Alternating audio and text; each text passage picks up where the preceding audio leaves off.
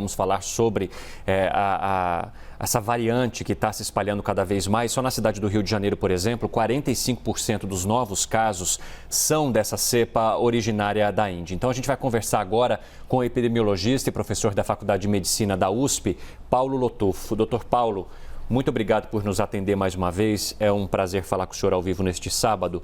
A impressão que dá é que a gente nunca vai sair dessa pandemia por causa desses ciclos que vão recomeçando com essas variantes. De que forma que a vacinação pode nos tirar dessa? Bom dia, Evandro, Tainá.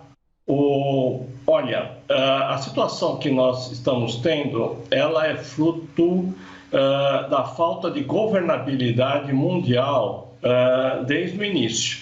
Quando a gente fala pandemia, é o significado que é uma epidemia nos 5 continentes. E é assim que nós devemos pensar, mas não é assim que nós estamos agindo. Então, a diferença que existe de vacinação e controle nos países está levando a essa condição séria que é o alastramento dessas mutações que a gente não sabe ainda, né? A Delta, se ela vai ser mais grave, mas que ela pode ser muito mais transmitida, isso é verdade.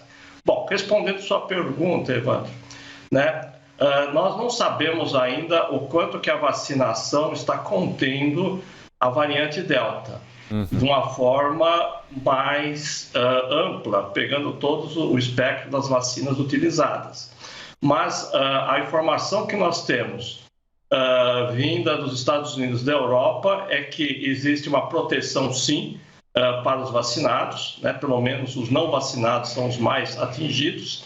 E aqui no Brasil nós tivemos informações muito boas em relação à variante Gama, né? Todas as vacinas que utilizamos conseguiram ser protegidas.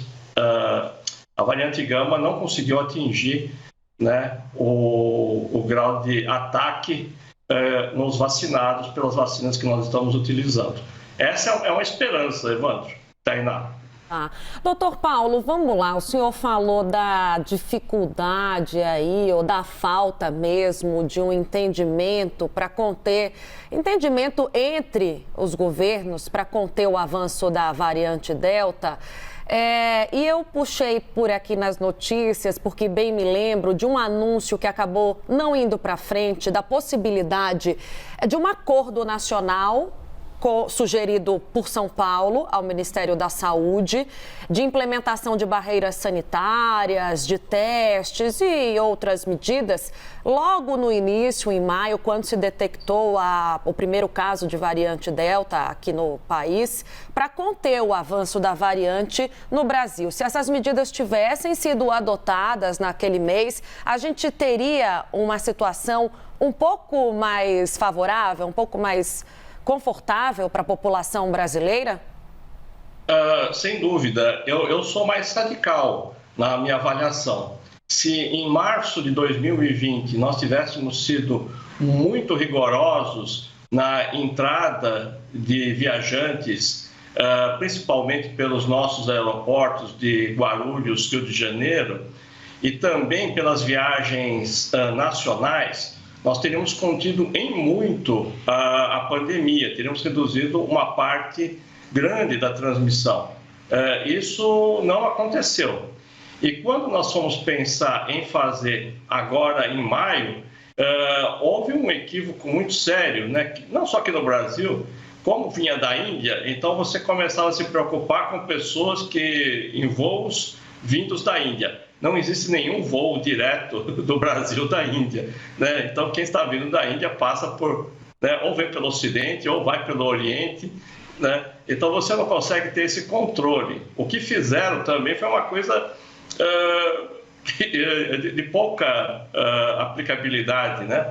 Como que o navio em São Luís do Maranhão, que foi identificado, né, começaram aqui na rodoviária de São Paulo, a investigar as pessoas que vinham do Maranhão, né?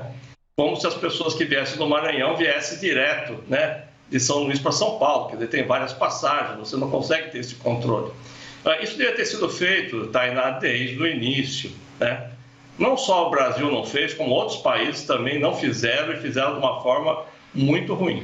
Doutor Lotufo, te questionei anteriormente o que as autoridades precisam fazer, que medidas precisam ser adotadas para um controle da epidemia, porque o vírus veio para ficar e depois de todo esse tempo de bateção de cabeça entre as autoridades, acho que já chegou na hora delas terem protocolos bem definidos, né?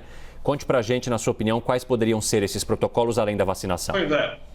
Olha, eu não espero nada do governo federal, além de que ele cumpra os contratos realizados com as farmacêuticas e faça a distribuição das vacinas. Mas para governadores e prefeitos, a sugestão é uma só: humildade, né? Segurem aí a vontade de mostrar que serão os primeiros em abrir suas cidades, seus estados, com grandes eventos, né? Segurem isso, vão aguardando o que vai acontecer, porque quando chegar no momento ideal, né, eu tenho certeza que a população, seus eleitores, vão reconhecer o esforço de vários de vocês nisso daí.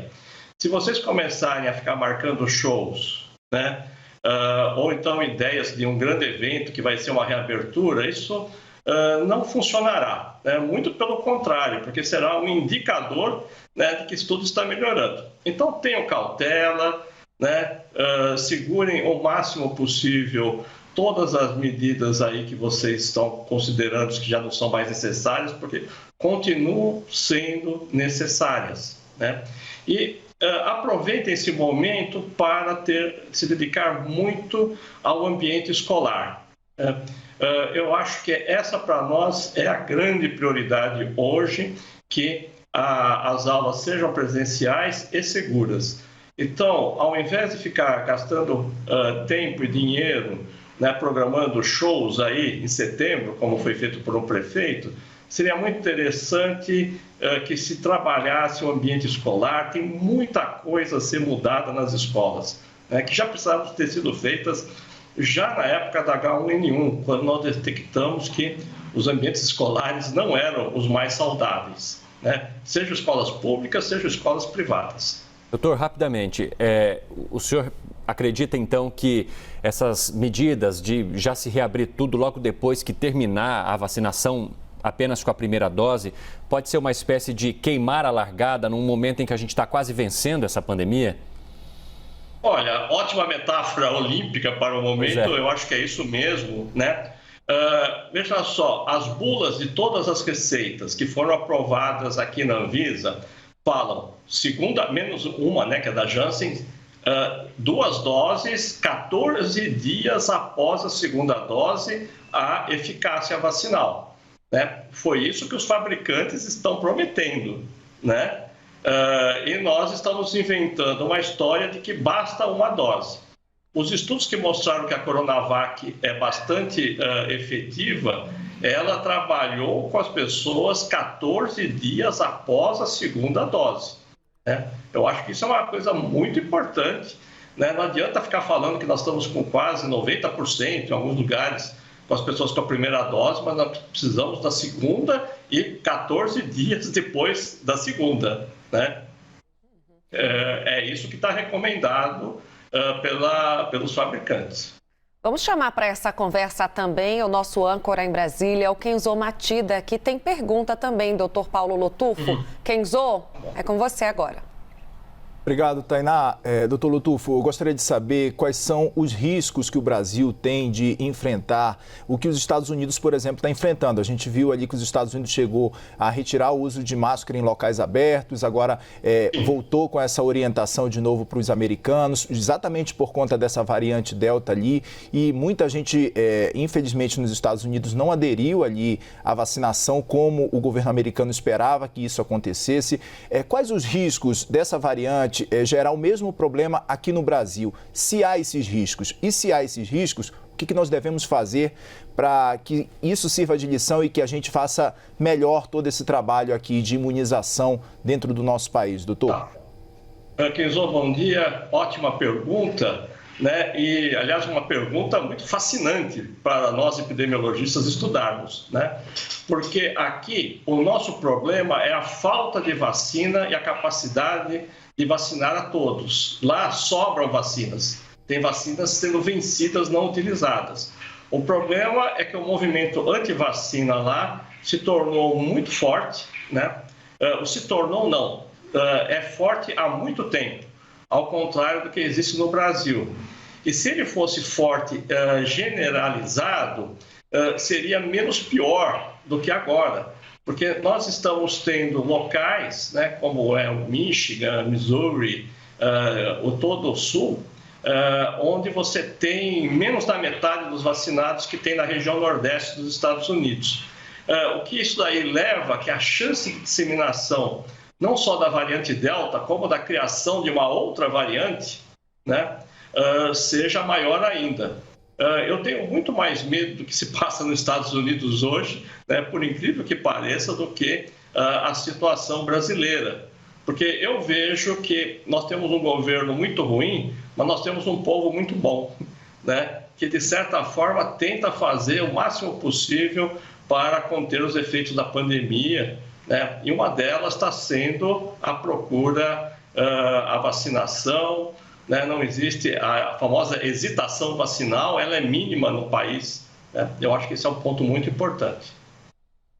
Doutor Lotufo, eu quero voltar no assunto que o senhor mesmo abordou aqui, que foi a possibilidade de reabertura das cidades. O senhor trouxe aqui uma frase muito importante, que é uma sugestão aos gestores locais de ter mais humildade e esperar, de fato, né, o caminhar das coisas, a vacinação seguir, a confirmação da eficácia, inclusive, das vacinas para conter a variante Delta, que é muito importante. Há estudos ainda precisando de conclusão nesse caminho. Bom, e a gente vê que gestores já estão se apressando em falar nisso. Falam em Réveillon, falam em Carnaval.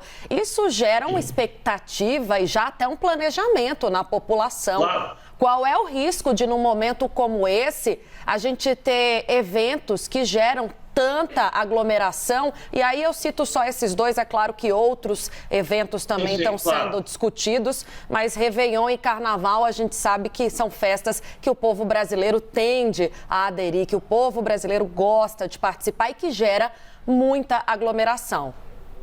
Olha, veja, a questão do Carnaval é óbvio, né? Se já está programado o Carnaval para fevereiro, né? As escolas de samba já estão atrasadas na sua organização e vão começar, né, a fazer os ensaios, vão aglomerar agora, né? Isso daí é uma coisa óbvia.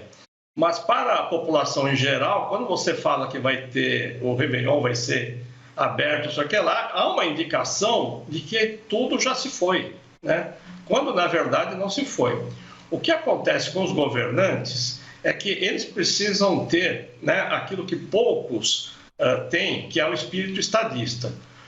Nessa parte de diversão, entretenimento, está todo mundo do mesmo lado. O consumidor, o empresário e o trabalhador. Todos querem que abra. Eu também quero, né? Eu adoro o Réveillon, é a festa que eu mais gosto. Mas quando você está na parte, no setor educacional, você tem contradições entre as três partes, que são os empresários, seja o privado mesmo, as secretarias, né, estaduais e municipais, os professores e trabalhadores e os pais e alunos, né? São três partes que têm contradições, que precisam ser azeitadas, né? Organizadas, e isso só pode ser feito por governadores e prefeitos com um espírito cívico muito grande. Eles, então, ficam longe disso, porque realmente é um embate onde há contradições, ou seja, haverá sempre descontentamento com alguma decisão, e ficam lançando naquilo que é fácil, né? Que é o entretenimento, onde todos nós somos a favor. Agora, a nossa prioridade, eu não tenho dúvida, né? Eu sacrifico o Réveillon se todas as escolas públicas aqui de São Paulo, né, estiverem funcionando, com os alunos tendo aula, né? É preferível nós termos isso, né, do que termos uma situação ao contrário, quer dizer, festividades e alunos em casa assistindo aula pela internet ou indo 1, 2 vezes para a escola. Doutor, só para a gente finalizar, o senhor acredita no avanço cada vez mais de pesquisas que apontem a necessidade de uma dose de reforço para a Covid-19?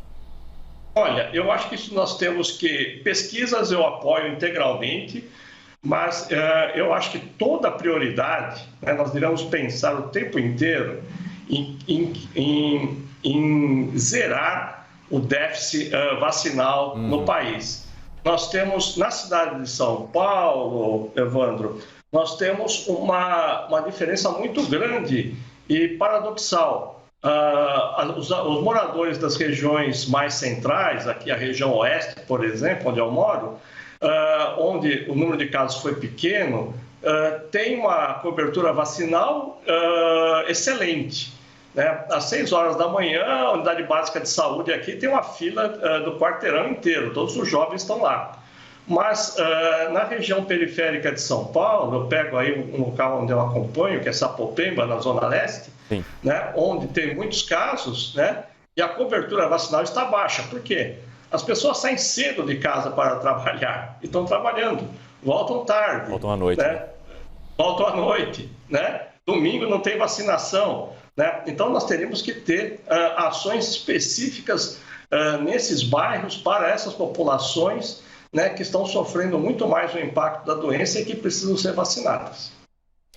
A gente agradece esse ótimo papo nesta manhã de sábado, Dr. Paulo Lotufo, que é epidemiologista e professor da Faculdade de Medicina da USP, explicando a gente sobre o avanço da variante Delta aqui no Brasil e no mundo. Muito obrigada pelo papo, Dr. Lotufo. Até a próxima.